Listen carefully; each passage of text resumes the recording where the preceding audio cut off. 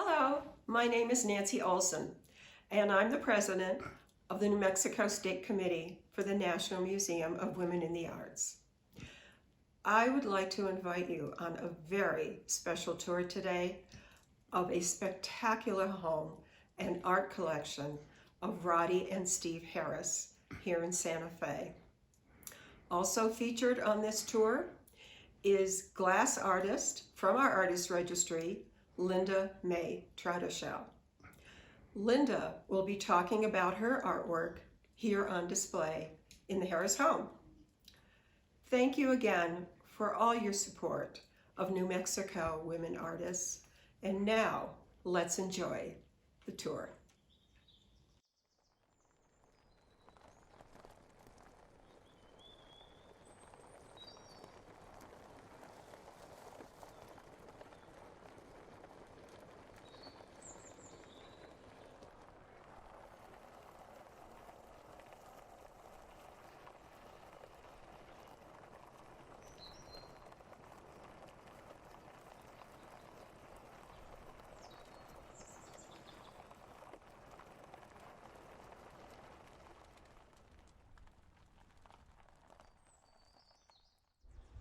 My name is Roddie Harris, and I am a board member of the New Mexico chapter of Women in the Arts, and I invite you to tour our home today.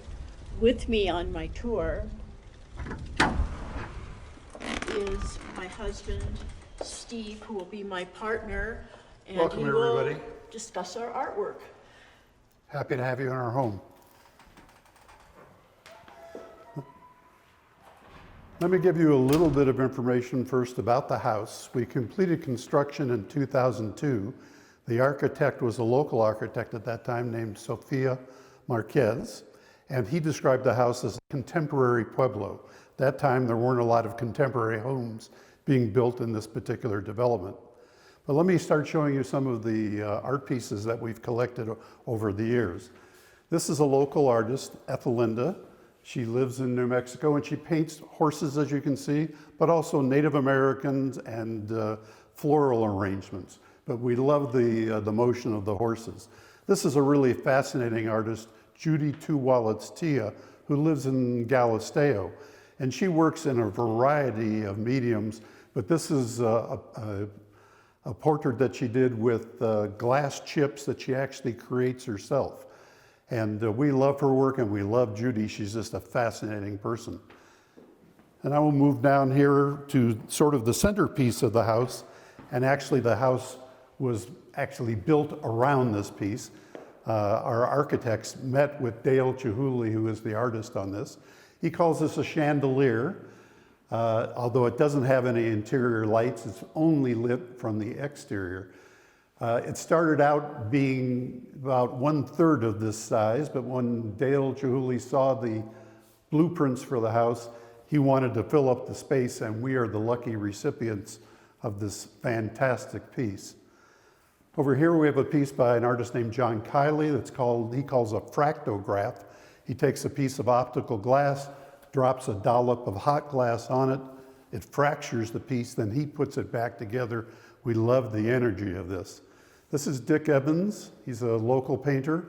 When we saw this piece and we knew about the color of the Chihuly, we said this has to definitely be in our house somewhere.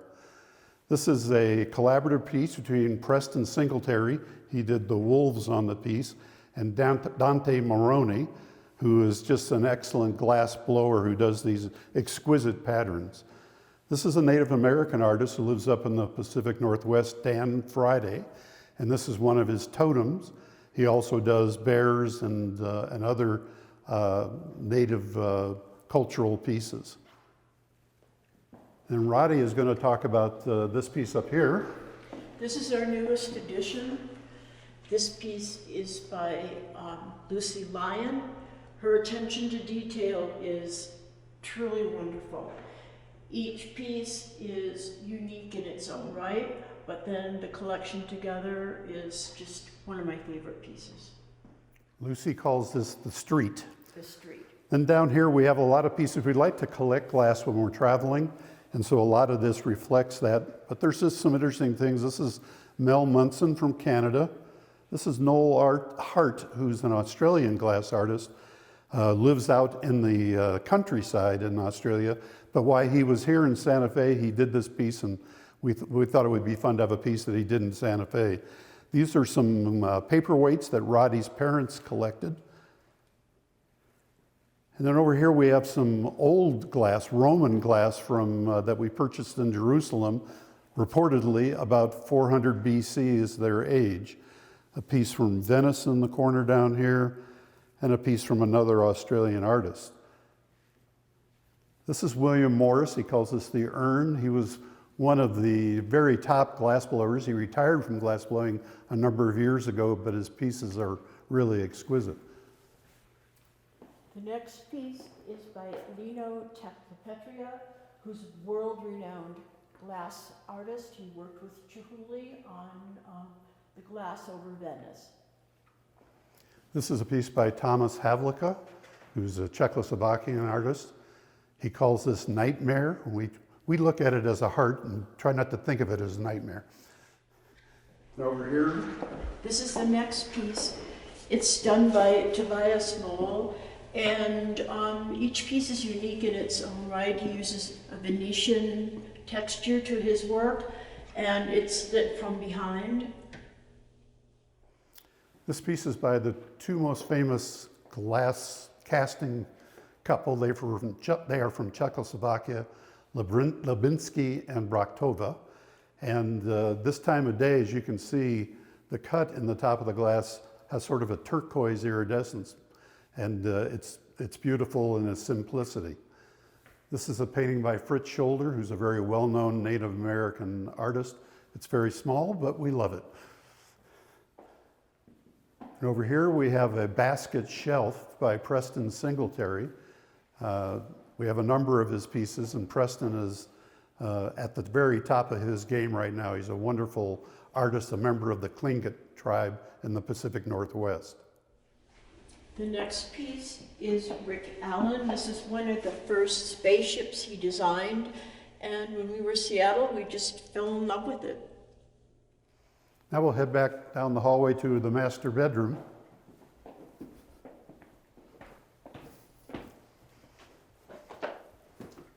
This is somewhat difficult to see if you're not up close to it, but this is by a Canadian artist named Sybil Young, and it's all paper and thread construction, and the attention to detail, the discipline that it takes to do this really fine work is really remarkable.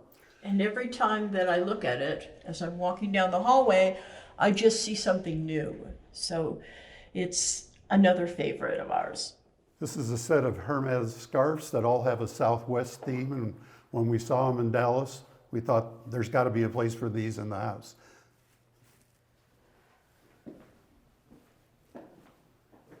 This is a favorite piece of mine because I actually grew up with this piece in my parents' home in California. And it's a classic California scene, a watercolor, and it still makes me very happy to this day. We're also very interested in Inuit art. This is a piece that we have by a very well-known Cape Dorset artist. And it causes you to have a lot of thoughts about what they were really trying to communicate here. This is another Preston Singletary piece here, showing once again the Tlingit language and symbolism. Now we'll walk into the bedroom. People, when they come through the house, always ask about, we have two of these lamps, one here and one in the living room. We found these at the Chicago Modern Art Show one year, designed by an Israeli designer. It's supposed to be a C-form, and it's draped in a fabric material, and the light is inside. Roddie, why don't you tell a little bit about the table here? I designed the table.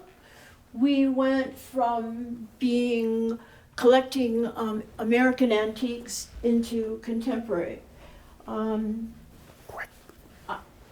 really enjoy being able to go through this process. It's all tongue and groove. It's only attached by metal bolts to the metal legs. And I have all my family there, which brings it very close to my heart. Up here we have a piece by a local artist, Charlie Miner, who's very well known, has pieces of his work in the Smithsonian. Below it, we were in Mexico City a couple of years ago, and there's an artist there named Orfeo Quagliata. Obviously not Mexican, he's Italian, but he and his father, who's a glass artist as well, have lived there for years. This is a piece called Fire and Ice by Henner Schroeder. Then over on this side, we have some Native American pieces, which is part of our collection. A piece by Margaret Tafoya, the black piece with the bear paw at the top. Down the bottom is Maria Martinez, feather plate, a Zuni rainbird jar. And this is a very early piece by Lino Tagliapietra. The art piece we got here in Santa Fe, and it's by an artist who lives in Santa Barbara named Butelman. And he actually electrifies plants and then photographs the plant. And that's an actual enlargement of a piece of film. Very interesting technique. Those are aspen trees. Then here we have some other glass work, but most recently we got this piece by Etsuko Ichikawa, and she's a Japanese glass artist, and she does film and other things, but she was doing a glass demonstration here, and the technique is she gathers an amount of hot glass, molten glass, and then she paints with it on paper. And so this was done here in Santa Fe, and we really enjoyed it. It was a very interesting, she calls this a pyrograph. And now we'll head back up to the living room.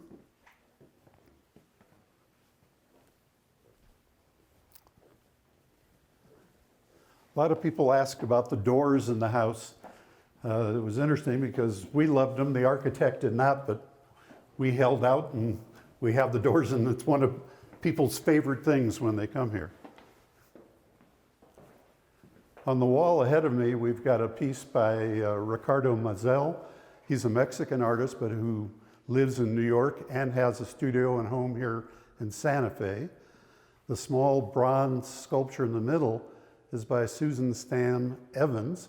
She is the wife of Dick Evans, who we showed you was painting earlier. And this landscape, New Mexico landscape, is by Tony Abetta, who many consider to be the finest Native American artist in the country today.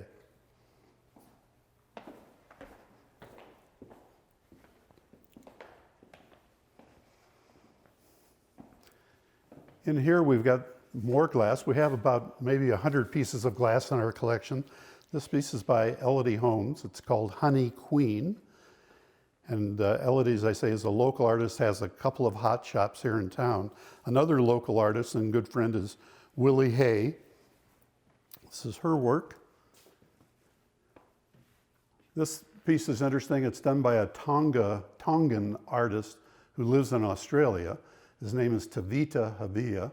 And it's hard to see, but a lot of the symbolism of the Tongan culture is on the glass portion. And then he does this wrap that's very indicative of his culture as well. Painting is by Sally Anderson, who used to have a gallery on the plaza in Santa Fe. This was an early purchase over here. It's a Dale Chihuly Makia. Often if you see a large Chihuly exhibit, he'll have dozens of these. He calls it a Makia forest. And Roddie was the one who spotted this one night when we were walking down Canyon Road, and we feel very fortunate to have it. This piece on the coffee table is by Bertel Valin. He is the chief designer for Costa Boda, and this is a very, very typical of the pieces he does. He does this boat series, and it's very symbolic of his life and his experiences. We'll move over here. We were in Japan last year about this time, and it seems like it was 10 years ago now. But we went to several ceramic shops, and we met this one person who's just a wonderful ceramicist, but her husband was almost also a ceramicist and teaches it at the Art University in Kyoto. And this is a piece he did, and it's representative of the good harvest symbol for in Japan. and it's just a magnificent piece. We had never really collected contemporary ceramic before this piece. And on the table here is an artist. Her name is Toots Zinski. She's based in New York, and she uses this glass fiber. These are all individual threads of glass that she puts together and then slumps into this form. And it's just such an organic work. We really enjoy it. Over here, we've got another collaborative piece between Preston Singletary and this time Tammy Garcia. Preston blued the glass piece, and Tammy did the design on the exterior of the piece. This is an Australian artist named Giles Bettison, and this is representative of aerial landscapes of the Australian countryside. This is Eric Sloan. Of course, it's the church at Rancho de Taos. This was a study for a major painting he did and book on America. And he also is the artist who did the mural at the Smithsonian Air and Space Museum. The horse is by Shelley Musikowski Allen, who is Rick Allen's wife, and she does all sorts of animals. This is a relatively early piece. She's gotten much larger and much more expressive in her works currently. This is a piece of Canyon de Chelly, done by Lawrence Sassoon, and we purchased this piece here locally in Santa Fe.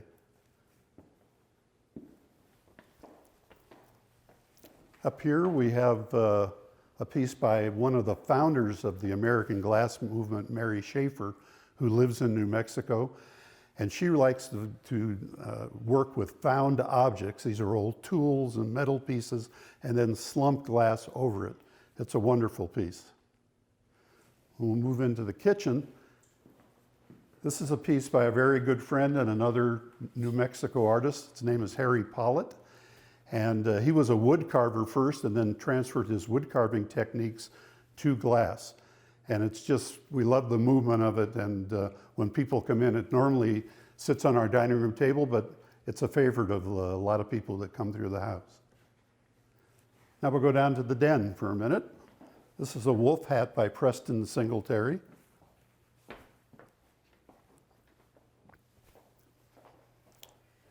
This is a piece Roddie and I had a chance to go to Venice, and we had a tour guide who turned out to be a glass artist. His name was Massimo Nordio, and this is a piece that he did called Icarus's Wing with a shaman's bowl, and we just thought it was perfect for here. And he was an interesting guy, a photographer first, glassmaker second.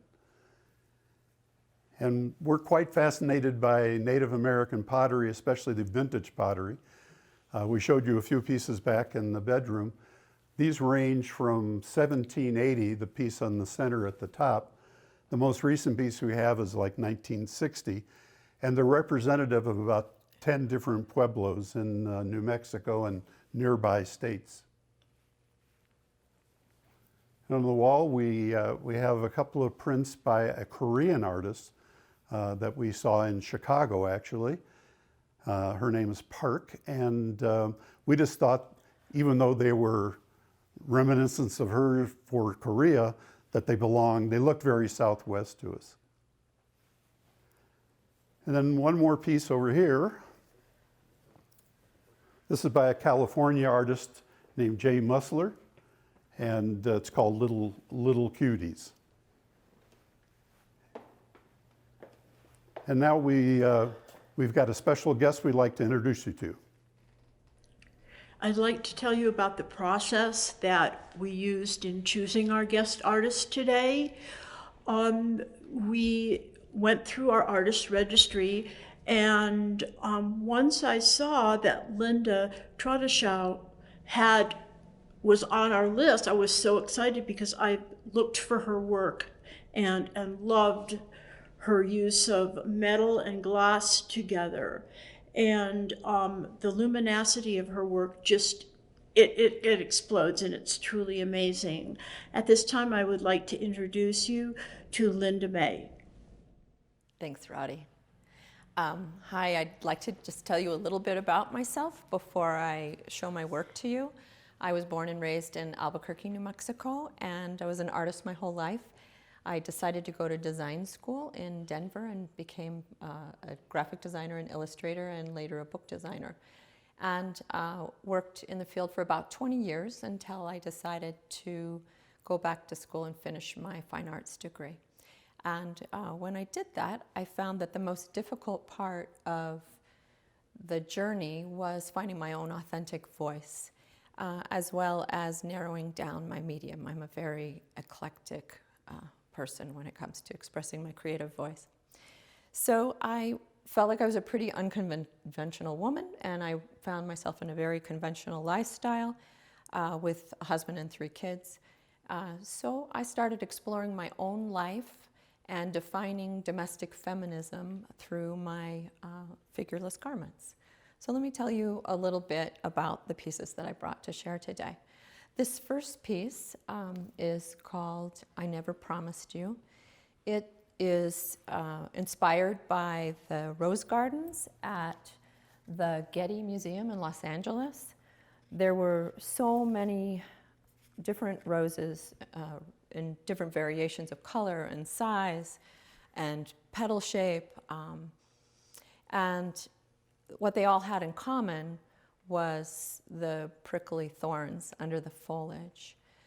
I'm really interested in investigating how women intersect with the world around them and how they yield their power. This piece is about the complexity of relationships and how most of us don't get out of a relationship without at least a little bit of pain. The skirt is made of almost 9,000 grams of bullseye glass in different pinks, corals, and reds, ruby reds. I was trying to emulate the colors of the roses. And then the corset that sits atop it is a cast aluminum piece. I often like putting corsets in my work. Of course, corsets have been historically worn by women to alter their shape. In the meantime, it also impedes their ability to move around and affects the way that they breathe.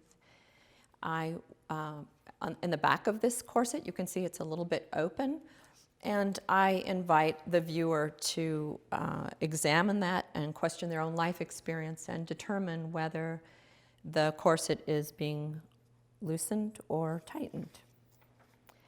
So the next piece is Justice. I like to investigate historical and mythical women whose histories are often told by men and reinvent those histories. Justice explores the question of who is justice for, who holds the power of justice to deny or grant it.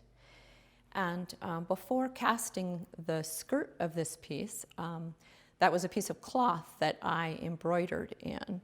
And in the pelvic region, there's an intricate decorative pattern and the words justicia down the front. And around the sides and the back are Black Lives Matter, Somos Unidos, and Water is Life. The details of the stitching get lost within the folds of the cast bronze, just as justice is invisible to many people. However, it's important to me for the integrity of the piece that the words are still there, whether you see them or not. And just talking a little bit about why I use glass with metal in many of my pieces, I feel like there's a tension with these two materials, with the juxtaposition of these two materials together. The metal has an opacity and strength and formality of material, while the glass has a transparency and vulnerability, and has often been used in craft and folk art.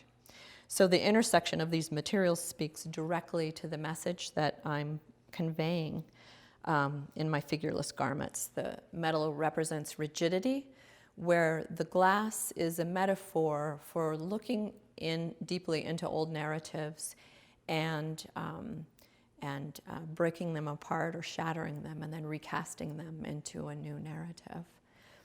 So I feel like when I combine these materials, I'm really not only elevating the materials themselves, but I'm also elevating the subject matter. The next piece is Key to Artemis. This piece is cast glass with sterling silver wire and pearls and an antique diary key. I built this piece for a call at the La Sala Gallery in Galisteo. It was under the influence and what influences your art practices. And I wanted to honor the women artists who have come before me and have helped to pave the way for my own art practice.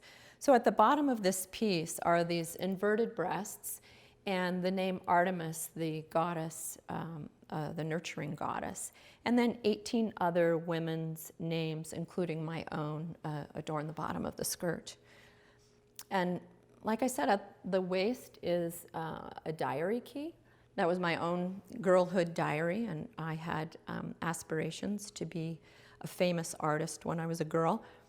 I fantasized about being on the Johnny Carson show because I wanted to be so famous, and that did not happen. However, being a part of New Mexico Women in the Arts is the next best thing. At the waist is this sterling silver wire, which I've knotted again and again and again to create this filigree-like look. It is very time-intensive, repetitive work, which is really very meditative for me and very ritualistic. And it also reminds me of Renaissance work or detailed craftsmanship and artisan work in indigenous work around the world. And when I bring this sort of work into my pieces, it pays homage to their work. And I've used pearls in this piece as well, because pearls are a stone that represents perfection, long life, and fertility. And pearls also are created within a mollusk's shell, with the shell just building upon itself and upon itself as women are supporting one another. And it has a meaning of hidden knowledge, which helps me remember to listen to and honor my intuition. This last piece on the table is called Maternal Time Clock. And women have been dealing with their biological clocks since the beginning of time, no matter what their choices are, regardless of their choices, avoiding pregnancy, attempting to get pregnant, or managing the pregnancy themselves. And as personal and private and immense as these decisions are, they've been publicly and politically legislated often by men. I used orange as the color of glass on this piece because orange is the second chakra at the sacrum, and it represents sensuality, sexuality, intuition, and passion and creativity. The antiquated timepiece in front of the sculpture brings its own narrative to the piece. I love bringing old antique found and keepsake elements to my sculpture because I feel like it brings a deeper narrative to the piece. So I am working right now and have been working on a body of work for about a year that has to do with human rights and the childhood separation policy at our border. And like all of these pieces of work, there's still this essence of the human spirit without it being actually figurative. I've been able to reach back into my past and use my voice to represent other unheard voices. So with that, I'd like you to know that all of these pieces are for sale, and 30% of the sales will go to New Mexico Women of the Arts. So if you are interested in any of this work, contact me through my website, lindamaytratechaud.com, and or you can find me at the New Mexico Women of the Arts website and their artist registry, and then you won't have to try to figure out how to spell my name. I also, at this time, want to deeply thank Steve and Roddie for welcoming us into their home, showing us their amazing art collection, and allowing me to show my work and be a part of this. Thank you so much. I would like to thank Linda May for presenting her beautiful artwork today, and I would like her to continue the tour with us. One other piece in here, especially after Linda May's presentation, is this glass chicken, which uses not bronze, not metal, but bone with the glass as an art piece. So a lot of materials can be used with glass. We'll walk down the hallway here for a second. There's a very unusual piece that we purchased at the Santa Fe flea market back when it was out by the Opera House. This is supposedly a chieftain's door from a tribe in Nigeria. And the thing that makes it interesting to us is it's made out of entirely of Czechoslovakian glass beads. So all this is glass work, and it's just a fascinating piece. And another special piece that we have is around the corner here, and it's from Dale Chihuly. He sent it to us while we were waiting to finish building the house and get the chandelier piece that the house was basically built around, and it was sent at Christmas time, so it was a wonderful Christmas surprise. And now we'll head over to Roddie's studio for a quick tour over there.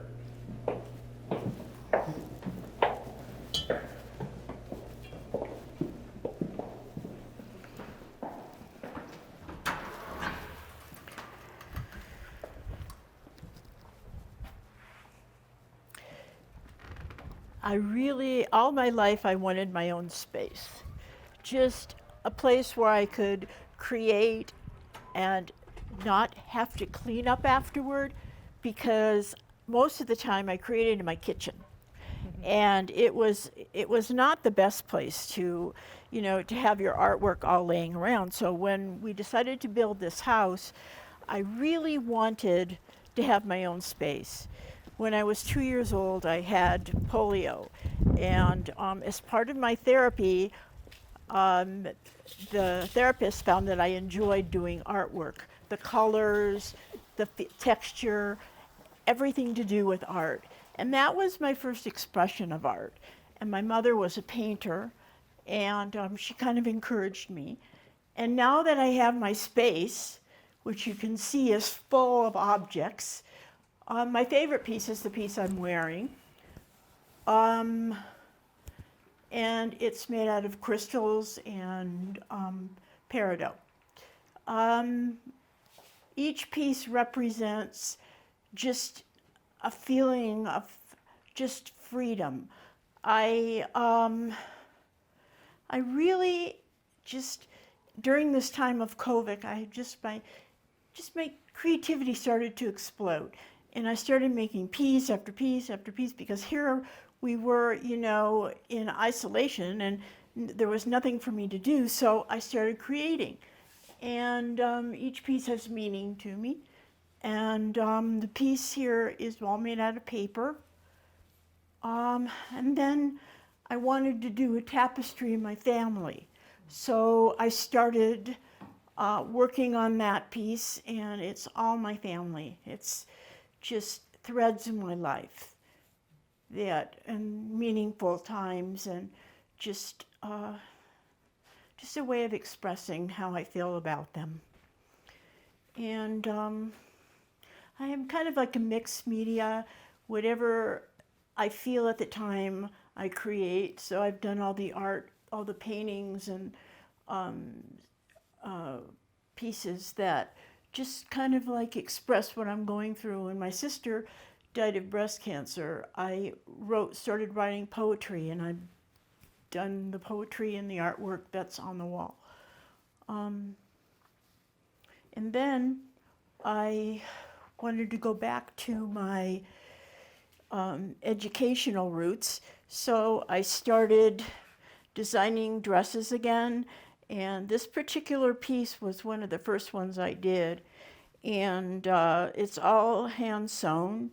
And I found the fabric, and I just started to work with it. This is all silk, and then this is like bridal beading. And then the back is as interesting as the front, so you can see the back. And so that was my first piece. And then a friend of mine gave me a sari, and so I decided to do something creative with that.